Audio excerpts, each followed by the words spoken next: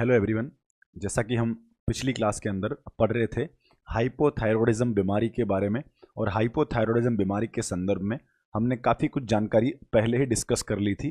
अब तक हमने ये पढ़ा है कि हाइपोथायरॉयडिज्म होता क्या है, इसके पीछे क्या क्या कारण हो सकते हैं, इसके टाइप्स कौन कौन से होते हैं और इसके अंदर क्या क्या लक्षण बीमारी के अंतर्गत देखने को मिल सकते हैं।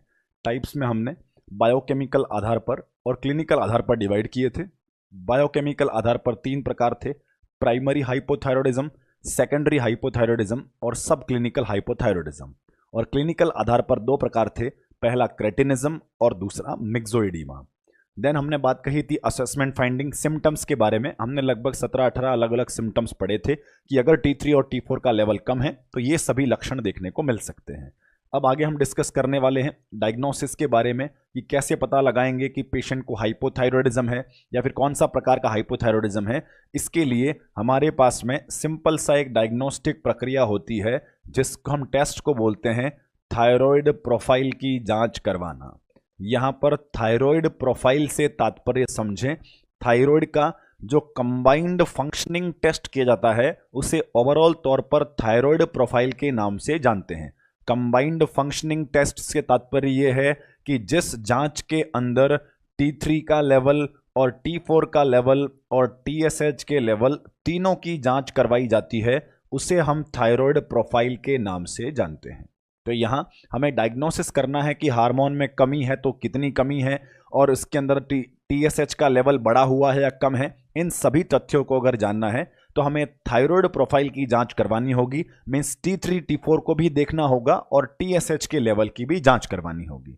हमें T3 T4 का लेवल हमेशा हाइपोथायरॉयडिज्म के मरीज में थोड़ा कम देखने को मिलता है, तो हमें नॉर्मल रेंज पता रखनी है कि नॉर्मली T3 T4 और TSH कितना होता है और उसमें एबनॉर्मलिटी को हम किस प्रकार देख सकते हैं कि वैल्यूज को देखकर हम पता लगाएं। तो सबसे पहले T3 जो होता है उसकी नॉर्मल वैल्यू होती है 80 से 230 नैनोग्राम पर डेसीलीटर। ध्यान दें, हमारे T3 की वैल्यू होती है 80 to 230 नैनोग्राम पर डेसीलीटर। इसके अलावा T4 की मात्रा होती है 5 से 12 माइक्रोग्राम पर डेसीलीटर और TSH की वैल्यू होती है 0.2 to 5.4 माइक्रो यूनिट्स पर ml ऑफ द ब्लड। ध्यान दें, हम T3 और T4 को तो माइक्रोग्राम, नैनोग्राम इस आधार पर पता करते हैं, इस आधार पर नापते हैं, जबकि TSH जो हार्मोन है उसे हम माइक्रो यूनिट्स में नापते हैं। तो यहाँ TSH जो होता है यह 0.2 से लेकर 5.4 माइक्रो यूनिट्स पर ml ऑफ ब्लड तक नॉर्मल है। यहाँ पर यह भी ध्यान देना होगा कि हमारे ये दोनों वैल्यूज तो डेसीलीटर में थी और लास्ट TSH की वैल्यू जो है वो पर ml में है। तो एग्जैक्टली याद रखें कि हमारा T3 जो होता है वह 80 से 230 नैनोग्राम पर डेसीलीटर होता है और वहीं T4 5 से 12 माइक्रोग्राम पर डेसीलीटर होता है और TSH की वैल्यू होती है 0.2 to 5.4 माइक्रो यूनिट्स पर ml ऑफ द ब्लड। अगर वैल्यूज T3 और T4 की इन सामान्य रेंज से अगर कम प्राप्त होती है तो उसे हम हाइपोथायरॉयडिज्म मानने वाले हैं। और TSH का लेवल हाइपोथायरॉयडिज्म में कम मिलेगा कि ज़्यादा मिलेगा, तो यहाँ पर इसका जवाब होगा कि ये उसके बायोकेमिकल टाइप पर डिपेंड करता है, क्योंकि प्राइमरी, सेकेंडरी और सब क्लिनिकल तीनों के अंदर TSH के लेवल में थोड़ा थोड़ा अंतर देखने को मिल सकता है। तो हम TSH को देखकर इस बीमारी के प्राइमरी, सेकेंडरी या फिर सब क्लिनिकल होने का पता लगा सकते हैं। तो डायग्नोसिस के लिए थायराइड के हार्मोन की जांच करवाना यही हमारा डायग्नोस्टिक टेस्ट होगा।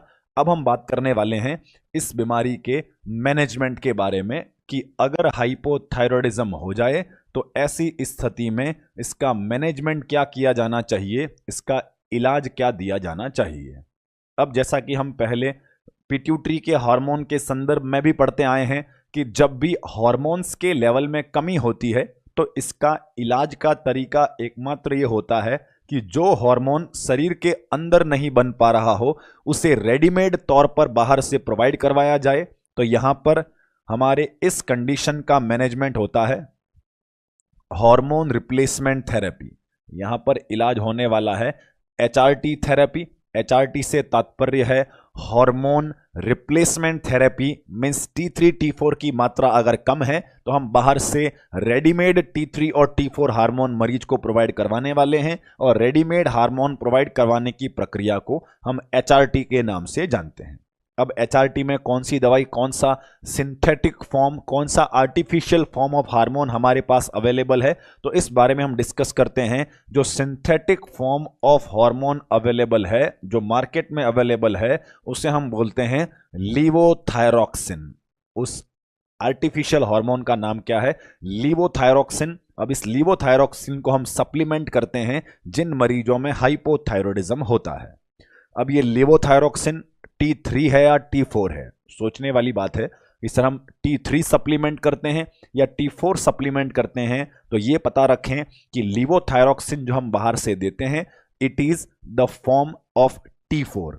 यह T4 की सिंथेटिक फॉर्म है। तो फिर ये सवाल आ रहा होगा कि सर हमने ये पढ़ा था कि T4 जो होता है वह एक्टिव फॉर्म नहीं होता है, वह फंक्शनिंग फॉर्म नहीं होता है, एक्टिव फॉर्म तो T3 होता है। तो फिर हमने बाहर से दिया है वो T4 है, तो ये काम कैसे करेगा? तो उसका जवाब ये है कि हमारे द्वारा दिया गया लीवोथायरॉक्सिन शरीर में जाएगा, शरीर में लीवर के अंदर इस लीवोथायरॉक्सिन का मेटाबॉलिज्म होगा, और एक आयोडीन का मॉलिक्यूल हट के ये लीवोथायरॉक्सिन जो हमने सिंथेटिक फॉर्म में दिया था, जो कि T4 था, ये कन्वर्ट होकर T3 में परिवर्तित होने वाला है, और फिर T3 जो है एक्टिव फॉर्म की तरह काम करने वाला है। तो याद रखें, लीवोथायरॉक्सिन जो है वह synthetic form of thyroid hormone है, और यह T4 के रूप में होता है, और यह शरीर के अंदर मेटाबोलाइज होकर T3 में कन्वर्ट होता है, और फिर एक्टिवली अपना फंक्शंस दिखाने वाला है। अब बात करते हैं लीवोथायरोसिन के संदर्भ में ही कुछ महत्वपूर्ण जानकारी कि ये हार्मोन रिप्लेसमेंट थेरेपी जो है, इसकी टैबलेट्स जो होंगी वो कब खिलानी चाहिए, सुबह या दोपहर में या शाम को, खाने से पहले या खाने के बाद। तो इस संबंध में भी क्वेश्चन आ चुके हैं। तो यहां याद रखें कि लीवोथायरोक्सिन थेरेपी जो होती है वह हमें अर्ली इन द मॉर्निंग देना होगा। कब देनी होगी दवाई? ये हमें दवाई early in the morning administer करना होगा। अर्ली इन द मॉर्निंग मतलब कितनी बजे? व्यक्ति के उठने के साथ ही लगभग 6 बजे के आसपास हमें इस लीवोथायरोक्सिन थेरेपी को देना होगा। ये लीवोथायरोक्सिन थेरेपी हम रात में सोते समय न देकर ये दवाई हम सुबह अर्ली इन द मॉर्निंग में क्यों दे रहे हैं? तो उसके पीछे भी एक सामान्य सा लॉजिक आप समझ सकते हैं कि अगर हम रेडीमेड हार्मोन बाहर से देंगे तो क्या वो हार्मोन जाकर हमारे शरीर में मेटाबॉलिक गतिविधियां बढ़वाएगा, ब्रेन को अलर्ट और एक्टिव बनाएगा, शरीर को एक्टिव बनाएगा? तो क्या रात में 9-10 बजे अगर ये दवाई ली जाए तो रात में नींद में समस्या आएगी? क्योंकि 10 बजे अगर दवाई ली गई है और ये दवाई अगर जाकर ब्रेन को अलर्ट और एक्टिव कर दे तो व्यक्ति को प्रॉपरली नींद नहीं आएगी। तो हम चाहते हैं कि मरीज को सुबह 6 बजे ये दवाई दी जाए। 6 बजे अगर दवाई देंगे तो आगे आने वाले 8-10 घंटे में, मतलब पूरे दिन में जब वह दैनिक गतिविधियों में अपने रोजगार के कामों में व्यस्त होगा, तब उसका शरीर एक्टिवली काम करेगा, वो आसानी से फंक्शंस को परफॉर्म कर पाएगा। इस वजह से हम सुबह 6 बजे के लगभग early in the morning T3 और T4 को देना बेस्ट मानते हैं। और अगर प्राकृतिक पॉइंट ऑफ व्यू भी देखें तो प्राकृतिक तौर पर भी हमारे शरीर के अंदर T3 और T4 का निर्माण अर्ली इन द मॉर्निंग ही सर्वाधिक होता है। ये हम पहले की क्लासों में डिस्कस भी कर चुके हैं। क्लियर? अब बात करते हैं कि अर्ली इन द मॉर्निंग तो देना है, लेकिन नाश्ता करने के बाद देना है कि नाश्ते से पहले देना है? तो यहां पर याद रखें कि हमें लीवोथायरोक्सिन थेरेपी को हमेशा बिफोर ब्रेकफास्ट ही देना होगा। कब देना होगा? बिफोर ब्रेकफास्ट ही देना होगा, नाश्ते से पहले देना है। अब नाश्ते से पहले क्यों? नाश्ते के बाद देने से क्या नुकसान है? तो इसका आंसर ये है कि अगर लीवोथायरोक्सिन थेरेपी को नाश्ते के बाद दिया जाए तो यह खाने की वजह से लीवोथायरोक्सिन दवाई का प्रॉपर एब्जॉर्प्शन नहीं हो पाएगा, वह पूरी तरह से दवाई एब्जॉर्ब नहीं होगी, तो दिया गया डोज कंप्लीटली शरीर को प्राप्त नहीं होगा। कैसे? वो ध्यान दें, मान लिया जाए कि पेशेंट को लीवोथायरोक्सिन की 25 mg की टैबलेट चल रही है, उसने 25 mg का टैबलेट लिया और वह नाश्ता करने के बाद या भरपेट खाना खाने के बाद लिया, तो खाने के साथ में वो दवाई मिल जाने की वजह से हो सकता है कि वह 20 mg ही एब्जॉर्ब हो पाए और 5 mg तो ठीक से एब्जॉर्ब ही नहीं हो पाए।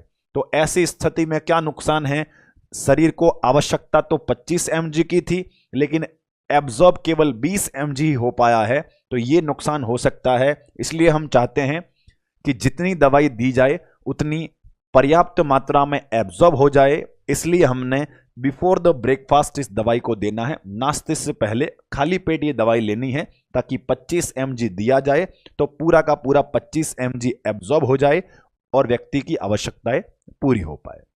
तो ये था लीवोथायरॉक्सिन थेरेपी। मैनेजमेंट के अंदर हार्मोन रिप्लेसमेंट थेरेपी के अंदर ध्यान देने वाली बात कि HRT देना है, HRT के तौर पर लीवोथायरॉक्सिन देना है। Levothyroxine early in the morning around 6 AM देना है और नाश्ते से पहले देना है। नाश्ते के बाद देंगे तो दवाई के एब्जॉर्प्शन में समस्या रहेगी, कंप्लीट मात्रा में डोज एब्जॉर्ब नहीं हो पाएगा। क्लियर? तो ये हो गया मैनेजमेंट। एक और तथ्य याद रखें कि लीवोथायरॉक्सिन की अगर टॉक्सिसिटी तो नहीं हो गई है, इस बात को भी हमेशा मॉनिटर करते रहना जरूरी है। अब बात करते हैं कि लीवोथायरॉक्सिन की टॉक्सिसिटी के लिए मॉनिटर करना क्यों जरूरी है। तो इसका आंसर यह है कि हो सकता है कि हमने मरीज को रोजाना एक टैबलेट मतलब 25 mg लीवोथायरॉक्सिन लेने को कहा हो, लेकिन मरीज गलती से अगर कुछ ज्यादा मात्रा में डोजेज ले रहा हो, तो ऐसी स्थिति में टॉक्सिसिटी ऑफ द हार्मोन भी हो सकता है। तो हमें इसके लिए भी मॉनिटर करना है और जब भी टॉक्सिसिटी ऑफ लीवोथायरॉक्सिन होगा तो कुछ महत्वपूर्ण लक्षण दिखाई देंगे और वो महत्वपूर्ण लक्षण होते हैं टैकीकार्डिया और हाइपरग्लाइसीमिया और हाइपरथर्मिया जैसे लक्षण दिखाई देंगे। अब बात करते हैं कि टॉक्सिसिटी हो जाने पर ये हाइपरग्लाइसीमिया या टैकीकार्डिया और हाइपरथर्मिया कैसे हुआ। तो इसका सिंपल तात्पर्य है कि मरीज को समस्या थी कि शरीर में हार्मोन का लेवल कम है, हमने हार्मोन को कम से नॉर्मल लाने के लिए दवाई दी, मरीज ने बहुत ज़्यादा दवाई खा ली, तो ऐसी स्थिति में टॉक्सिसिटी मतलब लेवल और ज़्यादा हो जाएगा। और अगर अत्यधिक मात्रा में शरीर में T3 और T4 का लेवल उस दवाई की वजह से बढ़ने लगेगा तो मरीज की पल्स भी बढ़ जाएगी, मरीज का शुगर लेवल भी बढ़ जाएगा और मरीज का शारीरिक तापमान भी बढ़ जाएगा। तो ये सभी लक्षण जो हैं वह हाइपरथायरॉयडिज्म वाले लक्षण प्रदर्शित होने लग जाएंगे। हाइपरथायरॉयडिज्म वाले मतलब T3 और T4 के ज्यादा हो जाने वाले लक्षण दिखाई देंगे। तो इस मरीज में ज्यादा वाले लक्षण कैसे दिखाई दिए, तो जवाब होना चाहिए कि पेशेंट ने हार्मोन रिप्लेसमेंट थेरेपी अगर बहुत ज्यादा मात्रा में टॉक्सिक मात्रा में ले लिया है तो यह संभावना पैदा कर सकता है कि हार्मोन का लेवल बहुत ज्यादा हो जाए और टॉक्सिसिटी हो जाए। क्लियर? आगे बढ़ते हैं। अब मैनेजमेंट के बाद में मैनेजमेंट के साथ ही हमारा हाइपोथायरॉयडिज्म टॉपिक पूरा हो चुका है। अब हाइपोथायरॉयडिज्म के संदर्भ में हम एक कॉम्प्लिकेशन को डिस्कस करने वाले हैं कि कॉम्प्लिकेशंस इन हाइपोथायरॉयडिज्म पेशेंट। अब कॉम्प्लिकेशन का मतलब समझे। कॉम्प्लिकेशन का मतलब यह है कि मान लिया जाए एक पेशेंट था, वो पहले स्वस्थ जीवन जी रहा था। एग्जाम्पल से समझते हैं। मान लिया जाए कि एक 25 इयर्स की एज वाला व्यक्ति था, 25 साल की उम्र का व्यक्ति था, बिल्कुल स्वस्थ जीवन जी रहा था। अचानक से उसे कोई ट्रॉमा होता है, गर्दन में कोई चोट लगती है और अब उसे हाइपोथायरॉयडिज्म की बीमारी हो जाती है। कौन सी बीमारी हो जाती है? उसे हाइपोथायरॉयडिज्म की बीमारी हो जाती है। बीमारी डायग्नोस हो जाने के बाद, मतलब बीमारी मरीज अस्पताल गया था लक्षणों की वजह से, तो बीमारी का डायग्नोसिस हो गया और डायग्नोसिस के बाद में मरीज को ट्रीटमेंट प्रेस्क्राइब कर दिया गया। अब ट्रीटमेंट क्या प्रेस्क्राइब किया होगा, तो वो मैनेजमेंट अभी हमने पढ़ा है कि अगर बीमारी डायग्नोस हुई है तो मैनेजमेंट के तौर पर HRT प्रेस्क्राइब हुआ होगा। अब बात करते हैं कि मरीज HRT प्रेस्क्राइब करने पर वह ट्रीटमेंट भी ले रहा है। अब उसके जीवन में क्या ऐसी कोई समस्या आ सकती है? मीन्स अगर वो ट्रीटमेंट के अंदर कुछ गलतियां करता है, कुछ अनियमितताएं बरतता है, तो क्या उसके जीवन में कोई घातक समस्या पैदा हो सकती है? तो बिल्कुल पैदा हो सकती है कि अगर वो बताए गए ट्रीटमेंट को भली भांति नहीं लेता है, उसमें इरेगुलरिटीज बरतता है, तो यह एक घातक कॉम्प्लिकेशन पैदा कर सकता है और उसी घातक कॉम्प्लिकेशन के बारे में हम यहां पर डिस्कस करने वाले हैं। तो अब बात करते हैं कि ऐसा घातक कॉम्प्लिकेशन कौन सा होगा, तो वो होता है मिक्सोइडिमा कोमा। तो ध्यान दें, हमारे कंडीशन का नाम है मिक्सोइडिमा कोमा। अब मिक्सोइडिमा कोमा का तात्पर्य समझें। मिक्सोइडिमा कोमा एक प्रकार की लाइफ थ्रेटनिंग कंडीशन है जिसे हम मेडिकल इमरजेंसी के नाम से भी जानते हैं। मींस मिक्सोइडिमा कोमा जो है एक प्रकार की मेडिकल इमरजेंसी है, मींस जानलेवा साबित हो सकता है। यह एक लाइफ थ्रेटनिंग कंडीशन है। अब बात करते हैं कि यह मेडिकल इमरजेंसी क्यों है, ऐसा क्या हुआ कि यह लाइफ थ्रेटनिंग साबित हो गया। तो इसके लिए हम डिस्कस करते हैं कि यह मिक्सोइडिमा कोमा एक ऐसी कंडीशन है जिसके अंतर्गत इस पेशेंट के बॉडी के अंदर सडन और सीवियर डेफिशिएंसी ऑफ T3 और T4 देखने को मिलता है। Sudden and severe deficiency of T3 and T4 hormone is called myxoedema coma. अब इस सेंटेंस को डिटेल में समझते हैं कि क्या तात्पर्य है सडन और सीवियर डेफिशिएंसी का। यहां पर दो शब्द लिखे हैं, एक लिखा है सडन और दूसरा लिखा है सीवियर। सडन का मतलब होता है अचानक और सीवियर का मतलब होता है बहुत ज्यादा, बहुत घातक। तो अगर किसी पेशेंट के अंदर अचानक से बहुत ज्यादा मात्रा में डेफिशिएंसी हो जाए T3 और T4 के लेवल में, तो इस कंडीशन को हम मिक्सोइडिमा कोमा के नाम से जानते हैं। अब ये कंडीशन कैसे हो सकती है वो समझें। मान लिया जाए एक पेशेंट था हाइपोथायरॉयडिज्म का। क्लियर? एग्जाम्पल को समझें। मान लेते हैं एक मरीज था हाइपोथायरॉयडिज्म का और इस मरीज को इलाज के तौर पर 25 mg लीवोथायरोक्सिन रोजाना लेने के लिए एडवाइस किया गया था। मिक्सोइडिमा का मरीज था, मींस हाइपोथायरॉयडिज्म का मरीज था, उसे रोजाना इलाज के तौर पर रोज सुबह उठकर 25 mg वाली टेबलेट एक रोज खा लेने के लिए कहा गया था।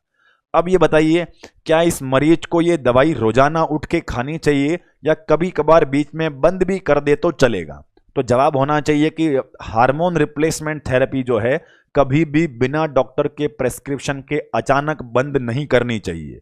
क्लियर? डॉक्टर भी अगर कभी बंद करवाएगा तो उसे अचानक से बंद नहीं करवाता है, धीरे धीरे डोज में कमी करके जरूर बंद करवा सकता है।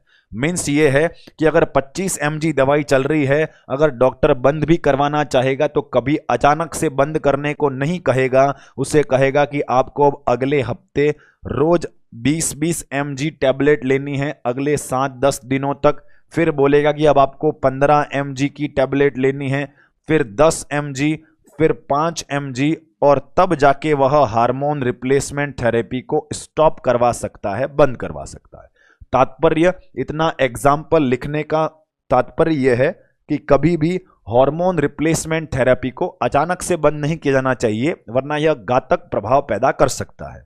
अब मरीज ने यह गलती करी है, मरीज ने यह गलती की है कि उसे 25 mg की जो टैबलेट लेने को कहा गया था, उसने 25 mg की टैबलेट आज तो ली थी, लेकिन कल उसने वो टैबलेट लेना भूल गया। मतलब उसने डोज में कमी करी है, मीन्स धीरे धीरे डोज को कम किया है, या फिर सडनली स्टॉप कर दिया है। तो जवाब यही होगा कि सर अगर उसने आज दवाई ली थी जो कि 25 mg ली थी और कल अचानक से बिल्कुल दवाई नहीं ली है, मतलब अचानक से हार्मोन रिप्लेसमेंट थेरेपी को स्टॉप कर दिया है, जो कि अपने आप में घातक साबित हो सकता है।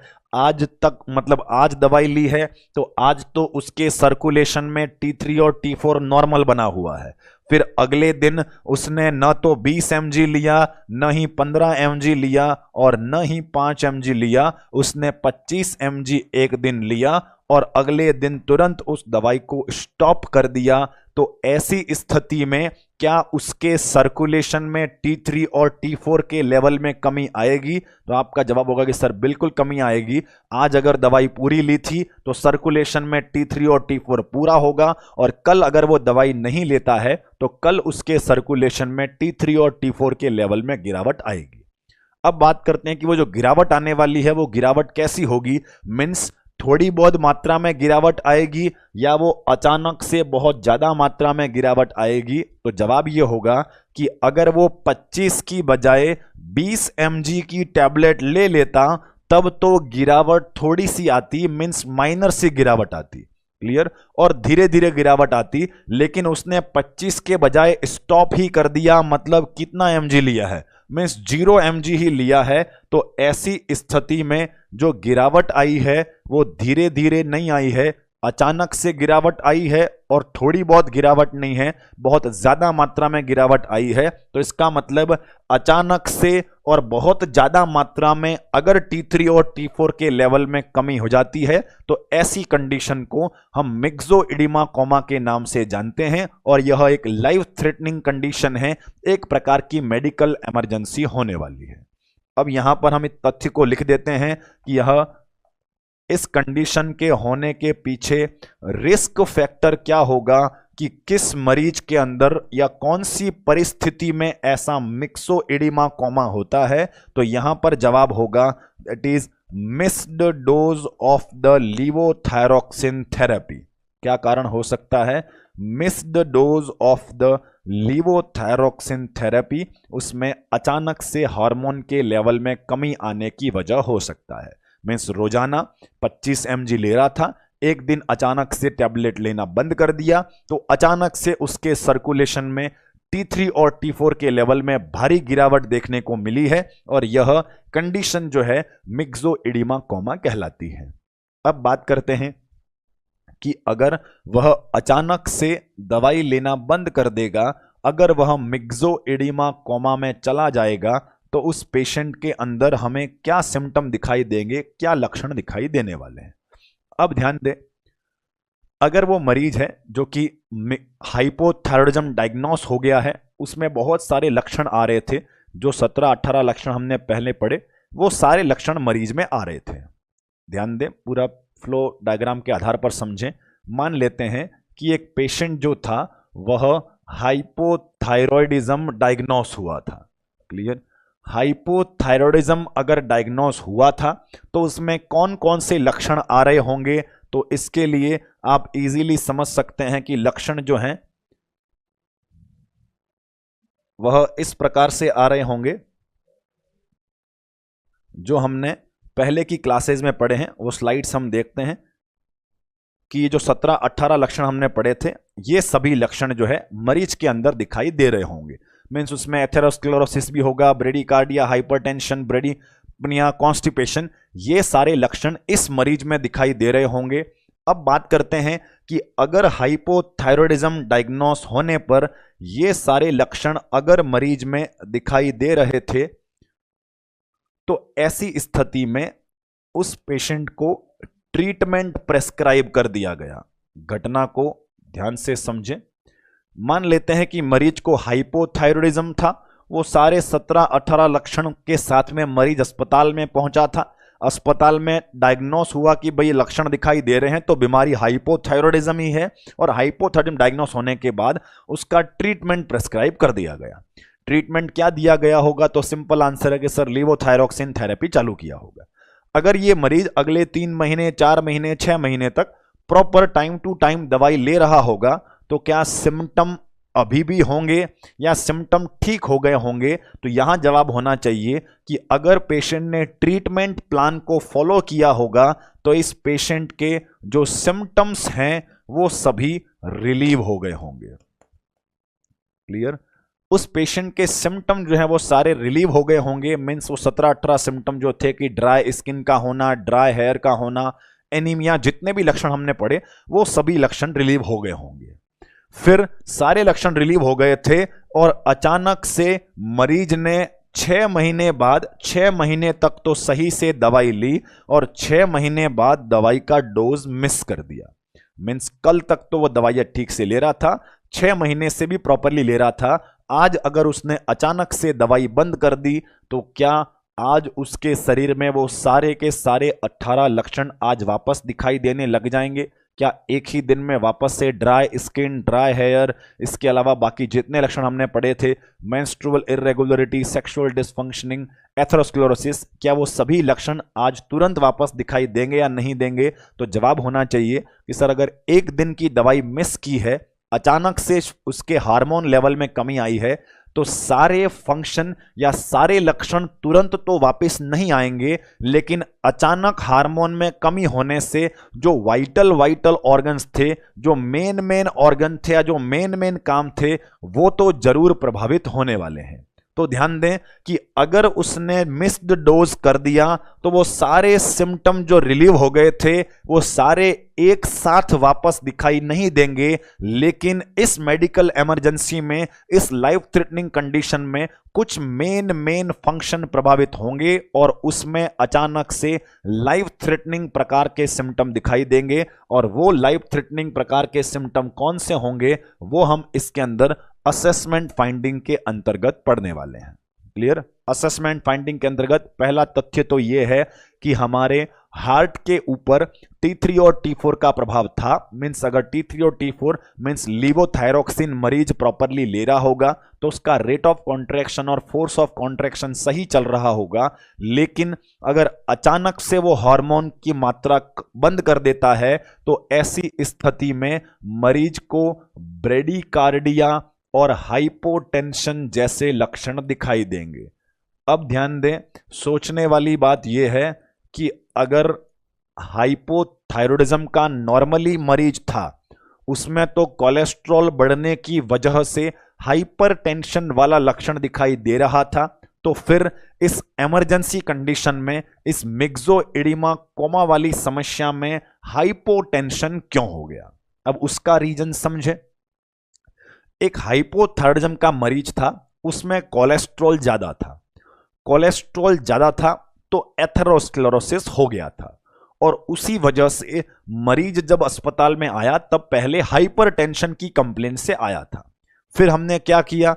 फिर हमने उसको ओपीडी बेसिस लीवोथायरोक्सिन रोजाना लेने के लिए बोल दिया था।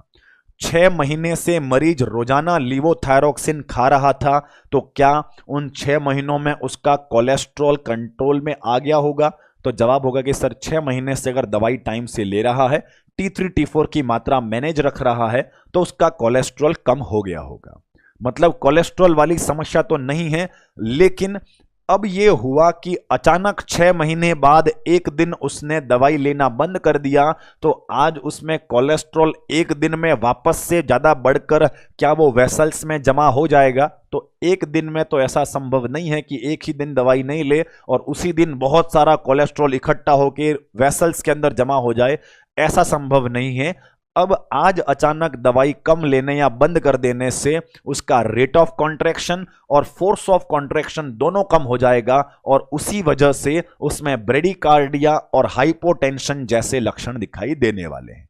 तो इस तथ्य को हमेशा ध्यान रखना है कि अगर लंबे समय से हार्मोन में कमी है, हाइपोथायरॉयडिज्म का मरीज है, तो उसमें कोलेस्ट्रॉल ज्यादा होगा और उसमें हाइपरटेंशन वाली समस्या होगी। लेकिन अगर लंबे समय से इलाज ले रहा है और फिर अचानक से एक दिन बंद करता है, तो उसमें कोलेस्ट्रॉल नहीं बढ़ेगा, उसमें फोर्स ऑफ कॉन्ट्रैक्शन कम होने की वजह से हाइपोटेंशन वाला लक्षण दिखाई देगा।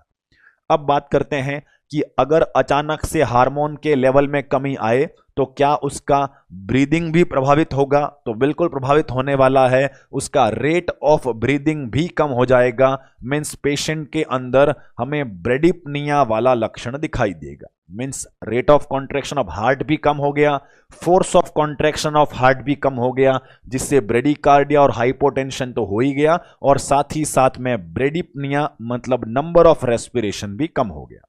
अब बात करते हैं ब्रेडिपनिया के अलावा इस पेशेंट के अंदर हमें हाइपोथर्मिया भी देखने को मिलेगा। शरीर का तापमान भी अचानक से कम हो जाएगा। अब आती है बात कि हाइपोथर्मिया क्यों हो गया। तो सिंपल सा आंसर होना चाहिए कि 6 महीने से दवाई ले रहा था, हार्मोन ले रहा था, तो मेटाबॉलिक गतिविधियां नॉर्मल थी, जिससे सामान्य हीट प्रोड्यूस हो रहा था और व्यक्ति का शरीर का तापमान नॉर्मल रह रहा था। लेकिन आज अचानक मरीज ने दवाई नहीं ली है, जिससे मेटाबॉलिक गतिविधियां तुरंत बहुत कम हो गई होंगी, और मेटाबॉलिक गतिविधियां अगर कम हुई होंगी तो हीट प्रोड्यूस नहीं हो पा रही होगी, और हीट अगर प्रोड्यूस नहीं हो पा रही है तो हाइपोथर्मिया देखने को मिलेगा, शरीर का तापमान कम देखने को मिलने वाला है। अब बात करते हैं अगले सिम्टम के बारे में। इस क्राइसिस सिचुएशन के दौरान हाइपोग्लाइसीमिया होने की भी संभावना है। अब हाइपोग्लाइसीमिया होने की संभावना क्यों है, जबकि हमने हाइपोथायरॉयडिज्म के जो लक्षण पढ़े उसमें तो हमने उन 18 लक्षणों के अंदर हाइपोग्लाइसीमिया लिखा ही नहीं था। तो इस मरीज में हाइपोग्लाइसीमिया क्यों हो रहा है, तो इस तथ्य को समझें। हमने ये कहा था कि शुगर को कम करने वाला मींस डिक्रीज लाने वाला एक हार्मोन है जिसे हम बोलते हैं इंसुलिन। क्लियर। और शुगर को बढ़ाने वाले 4 हार्मोन हैं। ग्रोथ हार्मोन भी हो सकता है, T3 T4 भी हो सकता है, ग्लूकागॉन भी हो सकता है, और ग्लूकोकॉर्टिकॉइड भी हो सकते हैं। मींस इन चारों ने मिलकर ग्लूकोज को बढ़ाने की कोशिश की है, उस अकेले इंसुलिन ने शुगर को कम करने की कोशिश की है। मतलब पलड़ा नॉर्मल रहता है सामान्य व्यक्ति में, इंसुलिन अकेला और ये चारों हार्मोन जो कि बढ़ाने की कोशिश कर रहे हैं वो अकेला कम करने की कोशिश कर रहा है, और संतुलन में हमारा शुगर लेवल रहता है। अब ये हुआ कि इन 4 बढ़ाने वाले जो हार्मोन थे उसमें से एक हार्मोन अचानक से कम हो गया। एक हार्मोन कौन सा, जो था हमारा T3 और T4, वो अचानक से कम हो गया। तो क्या शुगर के लेवल में थोड़ी कमी आएगी? तो आंसर ये होगा कि अगर उन 4 हार्मोन के अंदर से एक हार्मोन में कमी धीरे धीरे हुई होती तब तो वो बचे हुए 3 हार्मोन मोर्चा संभाल लेते। मीन्स अगर 4 मिलकर शुगर बढ़ा रहे थे, एक मिलकर कम कर रहा था, तो 4 में से एक का पलड़ा कमजोर हो, एक हार्मोन अगर कम हो तो शुगर मैनेज रह सकती थी। लेकिन अगर वो धीरे धीरे कम हो तो बाकी 3 को देखकर बॉडी कंपनसेट कर लेती कि उन 3 के माध्यम से शुगर को मैनेज कर लिया जाए। लेकिन यहां जो कंडीशन हम डिस्कस कर रहे हैं, इस कंडीशन के अंदर हुआ है सडन और सीवियर डेफिशिएंसी ऑफ हार्मोन। अचानक से कमी आई है और बहुत ज्यादा मात्रा में कमी आई है। ऐसी स्थिति में एक पलड़ा जब अचानक कमजोर होगा तो बाकी 3 को संभलने का, कंपनसेशन का मौका नहीं मिलेगा और अचानक से शुगर के लेवल में गिरावट देखने को मिलेगी। इसलिए इस मेडिकल इमरजेंसी के दौरान हमें हाइपोग्लाइसीमिया देखने को मिलने वाला है। क्लियर। इसके अलावा बात करते हैं कि इस पेशेंट में हाइपोटेंशन जो है, इस वजह से बीपी कम हो जाने की वजह से पेशेंट शॉक वाली अवस्था में भी जा सकता है। कौन सी अवस्था में? पेशेंट शॉक वाली अवस्था में जाएगा। अब शॉक क्या है वो समझे। शॉक का मतलब हम पहले भी कई बार डिस्कस कर चुके हैं कि पेशेंट हाइपोपरफ्यूजन ऑफ टिश्यूज वाली कंडीशन में होता है।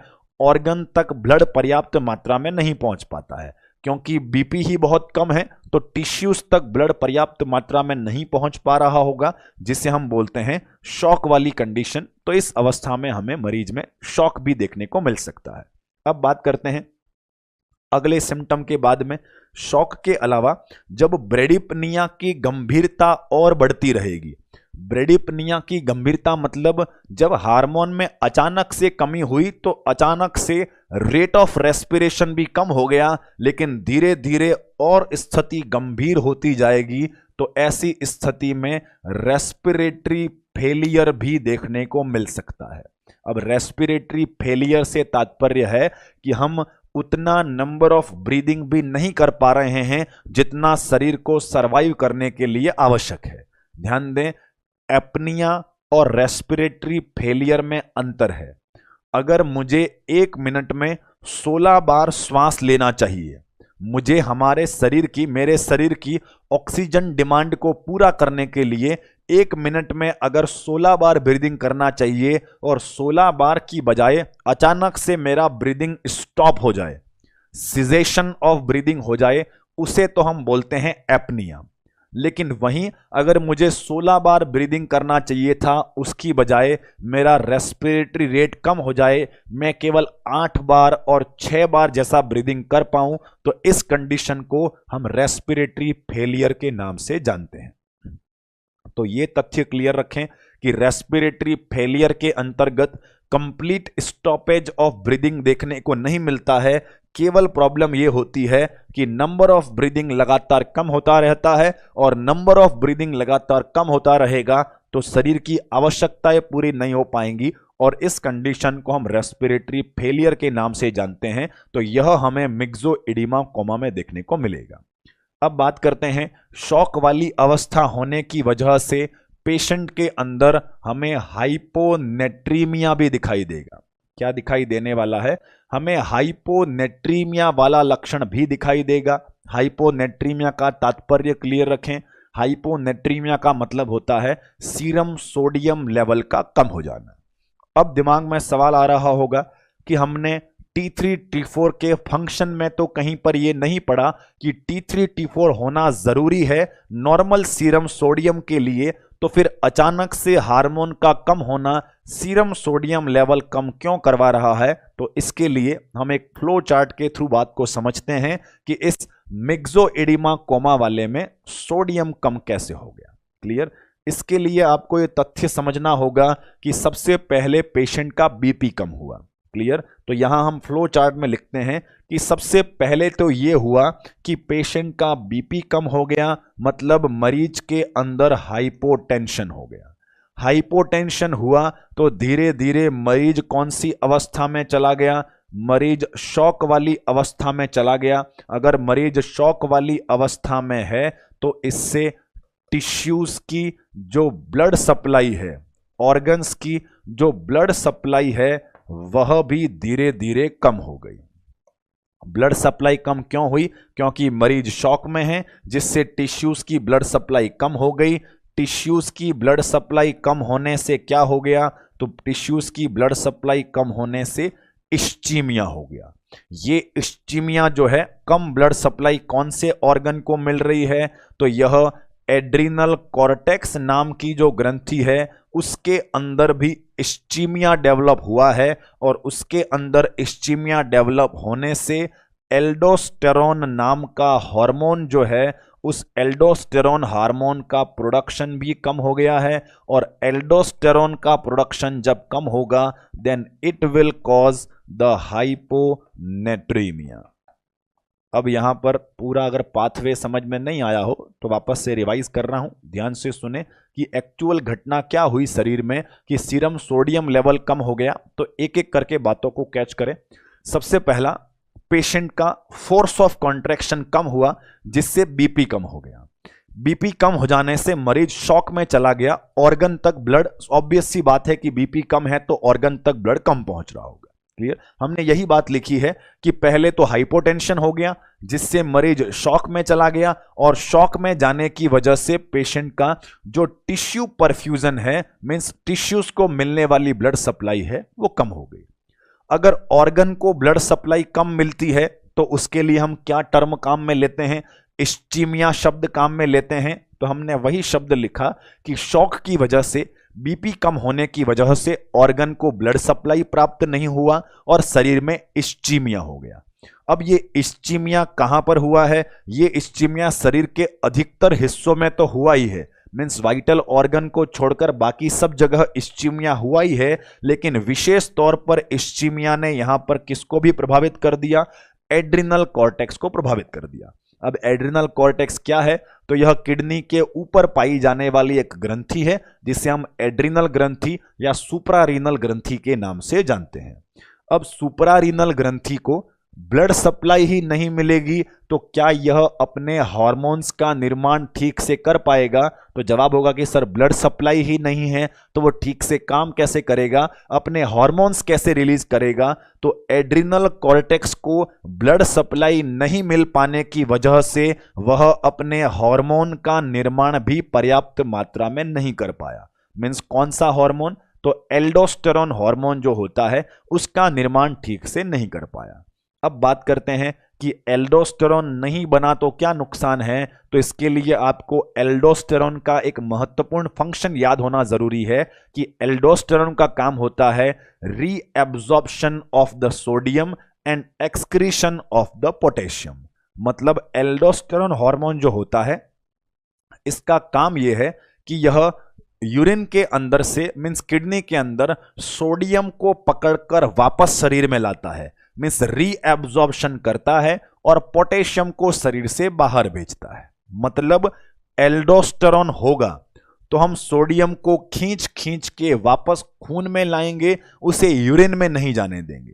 लेकिन यहां इस्चीमिया और शॉक की वजह से एल्डोस्टेरोन का लेवल कम है, तो क्या हम सोडियम को रीएब्जॉर्ब कर पाएंगे? तो जवाब यही होगा कि हम सोडियम को रीएब्जॉर्ब नहीं कर पाएंगे। तो फिर सोडियम कहां जाएगा? तो सोडियम यूरिन में निकल जाएगा, और अगर सोडियम यूरिन में निकल जाएगा तो ऐसी स्थिति में शरीर में क्या समस्या डेवलप होने वाली है? तो शरीर में हाइपोनेट्रीमिया वाली समस्या डेवलप होने वाली है। अब बात करते हैं कि हाइपोनेट्रीमिया का हो जाना क्या लक्षण पैदा करेगा। तो इस बारे में भी हमने पहले पढ़ा है कि अगर serum sodium level less than 125 MEQ पर लीटर होता है तो यह SSC सिम्टम को पैदा करता है। और SSC सिम्टम क्या है? यह हम SIADH वाले टॉपिक में ADH वाले टॉपिक में पढ़ चुके हैं, तो ये अगर नहीं याद है तो ध्यान दें। पहले S का मतलब होता है स्लिप ज्यादा आना, नींद ज्यादा मात्रा में आना। दूसरे S का मतलब है सीजर्स आना, और C का मतलब होता है कोमा, मीन्स अत्यधिक नींद आना, अत्यधिक सीजर एक्टिविटी, ब्रेन में इलेक्ट्रिकल एक्टिविटीज बढ़ना और मरीज का कोमा में चला जाना। और ये सब क्यों होता है? ये सब इसलिए होता है कि हाइपोनेट्रीमिया हो जाने पर सेरेब्रल एडिमा होता है, और सेरेब्रल एडिमा अगर होता है तो आईसीपी इंक्रीज होता है, और आईसीपी बढ़ जाने की वजह से यह एसएससी सिम्टम हमें दिखाई देते हैं। क्लियर? तो यह सेरेब्रल एडिमा क्यों होता है, सारा डिटेल डिस्कशन हम एडीएच के अंतर्गत कर चुके हैं। तो यहां हमने लिखा है कि अगर किसी भी कारणवश हाइपोनेट्रीमिया होगा, अगर 125 से कम जाएगा तो शरीर में एसएससी सिम्टम, एसएससी नेमोनिक है, शॉर्ट फॉर्म है। पहले एस का मतलब ज्यादा नींद आना, दूसरे एस का मतलब सीजर्स, और सी का मतलब कोमा। तो इसका मतलब मरीज जो है वह कई सारे कारणों की वजह से बेहोशी की हालत तक पहुंच सकता है। अब बेहोशी की हालत के कारण आप इसमें देख सकते हैं, पहला तो इसका बीपी कम है, मरीज शॉक की अवस्था में है, रेस्पिरेटरी फेलियर भी हो चुका है, श्वास भी ठीक से नहीं ले रहा है, और साथ ही साथ सीरम सोडियम लेवल भी कम है, और सोडियम लेवल कम होने की वजह से भी सीजर्स और कोमा वाली स्थिति डेवलप हो रही है। मतलब ऐसा पेशेंट बेहोशी की हालत में कोमा की स्थिति में जा सकता है। इसलिए हमने इस मेडिकल इमरजेंसी को मिक्सोइडिमा कोमा का नाम दिया था। मींस लाइफ थ्रेटनिंग है, मेडिकल इमरजेंसी है, अचानक से अगर हार्मोन के लेवल में कमी हुई तो ये सभी जानलेवा सिम्टम दिखाई देंगे, और इन सभी जानलेवा सिम्टम की वजह से मरीज का कोमा में जाने की स्थिति डेवलप हो सकती है, और यह एक लाइफ थ्रेटनिंग कंडीशन साबित हो सकती है। अब बात करते हैं कि अगर कोई मरीज ऐसे सिम्टम्स के साथ में कि ब्रेडिकार्डिया, ब्रेडिपनिया, हाइपोटेंशन, शॉक, जितने लक्षण हमने लिखे, अगर कोई मरीज इमरजेंसी में ऐसे लाइफ थ्रेटनिंग लक्षणों के साथ में प्रेजेंट होता है तो इस मरीज का इलाज क्या किया जाना चाहिए वो हम आगे डिस्कस करने वाले हैं। तो अब हम पढ़ेंगे मैनेजमेंट ऑफ द मिक्सोइडिमा कोमा। तो यहां हम मैनेजमेंट ऑफ द मिक्सोइडिमा कोमा पढ़ते हैं। उम्मीद है कि मिक्सोइडिमा कोमा का तात्पर्य तो सभी को समझ में आ गया होगा। मिक्सोइडिमा कोमा का तात्पर्य था कि sudden and severe deficiency of the T3 and T4 hormone. अचानक से T3 और T4 के हार्मोन में बहुत भारी गिरावट आना, अचानक से गिरावट आना मिक्सोइडिमा कोमा कहलाता है। और ऐसा कब होता है? तो अगर मरीज अचानक से लीवोथायरोक्सिन थेरेपी लेना बंद कर देता है तब अचानक से गिरावट आ सकती है। और अचानक से गिरावट आना बहुत सारे लाइफ थ्रेटनिंग सिम्टम पैदा करता है। तो हम बात करते हैं कि अगर ऐसे सिम्टम पैदा हो जाएं तो हमें इलाज के तौर पर क्या करना चाहिए, हमें क्या मैनेजमेंट इस पेशेंट को प्रोवाइड करवाना चाहिए। अब बात करते हैं मैनेजमेंट के बारे में। सबसे पहला और महत्वपूर्ण इंटरवेंशन तो ये होगा कि इस पेशेंट के अंदर जो कि कोमा की स्थिति में, अनकॉन्शियस स्थिति में इमरजेंसी में आएगा, उसके अंदर पहली महत्वपूर्ण तथ्य होगा मेंटेन पेटेंट एयरवे। सबसे पहला महत्वपूर्ण काम क्या होगा? Maintain patent airway. मीन्स हम इसमें एयरवे मेंटेनेंस पर सबसे पहले ध्यान देने वाले हैं, सबसे पहले फोकस करने वाले हैं। अब एयरवे मेंटेनेंस पर ध्यान क्यों दिया, इसके लिए भी यहां पर तथ्य को ध्यान से समझें। हमने सिम्टोमेटिक अपीयरेंस में लिखा है कि पेशेंट शॉक वाली स्थिति में है, पेशेंट के अंदर रेस्पिरेटरी फेलियर होता जा रहा है, पेशेंट अनकॉन्शियस बेहोशी की हालत में पहुंच रहा है। तो ऐसी स्थिति में एयरवे को मेंटेन करना हमारी सबसे पहली प्रायोरिटी रहने वाली है। अब बात करते हैं एयरवे मेंटेन करने के बाद हमें इमीडिएटली इस पेशेंट के अंदर आईवी फ्लूइड थेरेपी शुरू करना चाहिए। अब आईवी फ्लूइड थेरेपी क्यों शुरू करना है? क्योंकि हमारा मरीज कौन सी परिस्थिति में है? हमारा मरीज हाइपोटेंशन में है, शॉक वाली स्थिति में है। तो इसके लिए हमें तुरंत इस पेशेंट को आईवी फ्लूइड थेरेपी शुरू करवाना चाहिए। और इसके बाद में आईवी फ्लूइड थेरेपी शुरू करवाने के बाद में तुरंत हमें जो दवाई पेशेंट ने मिस कर दी है वह लीवोथायरॉक्सिन थेरेपी जल्द से जल्द वापस शुरू करवा देनी चाहिए। और जैसे ही आप लीवोथायरॉक्सिन थेरेपी वापस शुरू करवा देंगे तो ऐसी स्थिति में उसका रेट ऑफ कॉन्ट्रैक्शन, हार्ट का फोर्स ऑफ कॉन्ट्रैक्शन, उसका शुगर लेवल, उसका रेट ऑफ रेस्पिरेशन, सब कुछ मैनेज हो जाने वाला है। तो इसलिए हम सबसे पहले तो ये करते हैं कि उसका एयरवे मेंटेन करते हैं।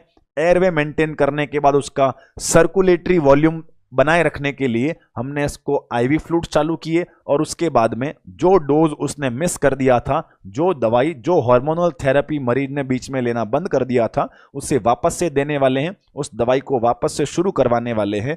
तो ये एक तरीका हो सकता है मिक्सोइडिमा कोमा को मैनेज करने का।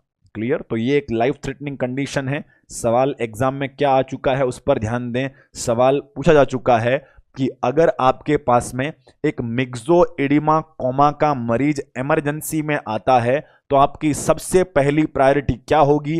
पहला ऑप्शन उसे आईवी फ्लूइड देना, दूसरा ऑप्शन उसे आईवी डेक्सट्रोज ग्लूकोज चढ़ाना, तीसरा ऑप्शन एयरवे मेंटेन करना, या चौथा ऑप्शन लीवोथायरॉक्सिन थेरेपी देना। तो जवाब ये होना चाहिए कि अगर ये पेशेंट मिक्सोइडिमा कोमा का है तो बेहोशी की हालत में इमरजेंसी में आया होगा, तो हमें आईवी फ्लूइड या डेक्सट्रोज देने से पहले उसका एयरवे मेंटेन करना हमारी सबसे पहली प्रायोरिटी होने वाली है।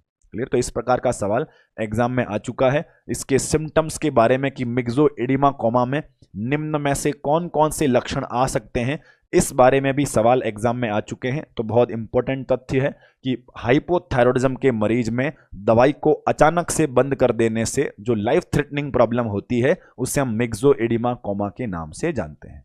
उम्मीद है सभी को समझ में आ गया होगा जो हमने आज मिक्सोइडिमा कोमा के बारे में डिस्कस किया। तो आज के लिए इतना ही। हम नेक्स्ट क्लास के अंदर थायराइड ग्रंथि से संबंधित दूसरा डिसऑर्डर डिस्कस करने वाले हैं और हमारा अगला डिसऑर्डर होगा हाइपरथायरॉयडिज्म। यहां तक हमने थायराइड ग्रंथि का पहला डिसऑर्डर पूरी तरह पढ़ लिया है। पहला डिसऑर्डर था हाइपोथायरॉयडिज्म, मीन्स शरीर में T3 और T4 के लेवल के कम हो जाने पर दिखाई देने वाली बीमारी। इसके बारे में हमने टाइप्स से लेकर सिम्टम, उसका मैनेजमेंट, कॉम्प्लिकेशन, सारे पहलुओं के बारे में डिस्कशन किया। अब नेक्स्ट क्लास के अंदर हम हाइपरथायरॉयडिज्म को डिस्कस करेंगे, मतलब T3 और T4 का लेवल जब सर्कुलेशन में किसी कारणवश बढ़ जाता है तब क्या लक्षण होंगे, इस बारे में हम डिस्कशन करने वाले हैं।